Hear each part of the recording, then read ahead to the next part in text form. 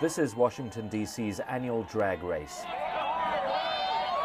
And it's all in good fun, and we're all having fun and a good time, right? I love you. Well, let's clap it up for that.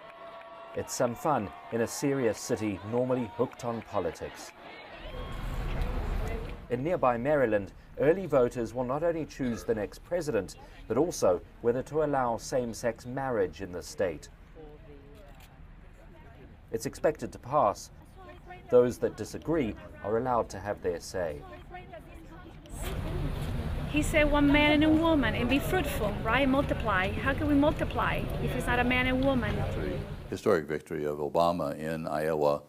The director of Iowa's African American Museum says if Obama loses in this state, it won't be because he is black.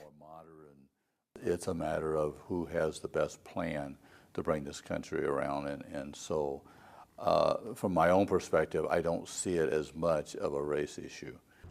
The icon of American tolerance, Martin Luther King Jr., probably wouldn't recognize this country today. Much is better, but to bring about the sort of change that's still needed requires unity of people and of purpose, and that's sometimes still hard to find. Earlier this year, a man shot dead 6 Sikhs in Wisconsin. On Washington's metro, ads refer to those who oppose Israel as savages. Others are put up in response and defiance. Amongst some Republicans, there is little time or sympathy for the poor. And I think that's actually... Daria Badani, an expert on U.S. Islamic affairs, says that life in some small towns can still be tough for Muslims, but that the security crackdown post 9/11 roused American Muslims to action. I think many would talk about the silver lining of 9/11 in some ways, that you had a community which really came of age in many ways and made them understand how important it was to engage, to be active, and to have their voice heard.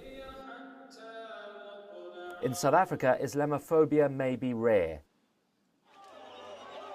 but plenty of other unhealthy things are not, like xenophobia and racism. But there is honest debate. We fight back and we argue and we have quite often harsh and disturbing discussions, but for me that's a very important part of our national DNA that I would hate to see us losing for a false tolerance.